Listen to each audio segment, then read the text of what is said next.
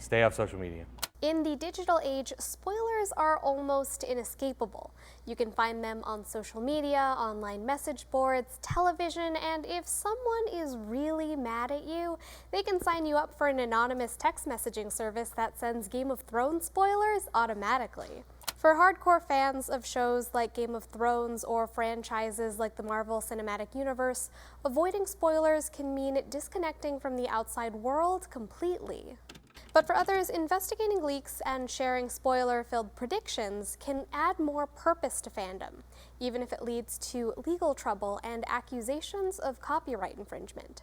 I had decided to start a YouTube channel. I did lots of different videos about different topics, and none of those videos seemed to work. But then I decided to do a Game of Thrones video, and suddenly it had like 50,000 views.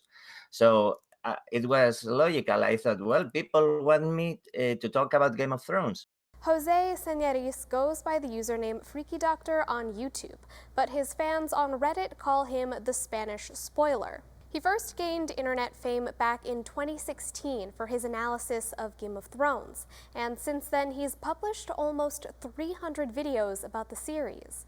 Many of them focus on predictions for upcoming episodes, but the thing about those predictions is that they've almost always been right. Of course, there is a huge part that is part of different sources that I have been able to find out to get in contact with all these years.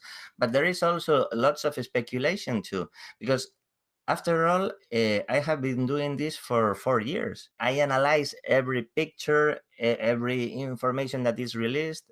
Basically, with all that and with the information I have been getting, I have been able to do really, really accurate spoiler videos. It's hard to say uh, how much is part of my work or part of my deductions, and how much is the information from the leaks. But I guess it's a mix of everything. Señoriz, by the way, is a surgeon with a PhD who also works as a part-time scriptwriter in Spain. He enjoys doing research and he makes videos about spoilers, leaks, and predictions as a hobby. He's not alone. A 2011 study from the University of California, San Diego found that spoilers could make stories more enjoyable. A 2013 study from the same group found that it made plot lines easier to follow too. Because of this, online groups like Reddit's r/freefolk or the Spoiling Dead fans are home to hundreds of thousands of TV fans, discussing, analyzing, and predicting what will happen on shows like Game of Thrones and The Walking Dead. Their methods, like Señoriz, involve closely watching the industry and cast, paying attention to hints on the show itself, and sometimes receiving information from anonymous sources on the inside. Señoriz has inside sources, but he doesn't like talking about them because he doesn't want them to get in trouble. HBO is reportedly investigating where the YouTuber is getting his information, and the company has already threatened Señoriz twice. The second time, HBO argued the fan was infringing on its copyright. After checking everything with my lawyer, I decided not to do new spoiler videos because it was just not worth it to end in court. I understand their point of view, of course. I mean, I understand that they don't want their secrets to be released early, but I don't have a confidentiality agreement with them. I mean, I may get sources or I may investigate, I may learn some things about the episode, but does that mean that I can't speak about the series?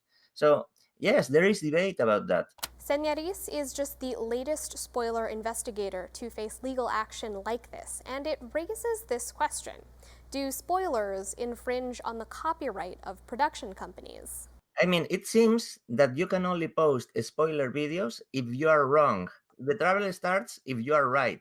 A similar statement was used by the Spoiling Dead fans when AMC sent them a cease and desist order.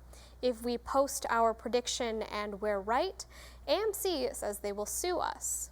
An expert in intellectual property law told Business Insider in 2016, characters, dialogue, plot twists, all of these are protected by copyright. Production companies do have to consider fair use before issuing takedowns and cease and desist orders, but because plot points can be central to the storyline, it's unlikely the fair use argument would be enough to protect investigators like Señoriz or the Spoiling Dead fans. Because of the legal trouble Sanderis faced from HBO, the YouTuber stopped posting spoilers online. He says he won't stop analyzing and discussing television in general, though, and after Game of Thrones ends, Sanderis says he'll look to shows like the upcoming prequels, Disney's Mandalorian series, and Netflix's The Witcher to indulge his investigative hobby.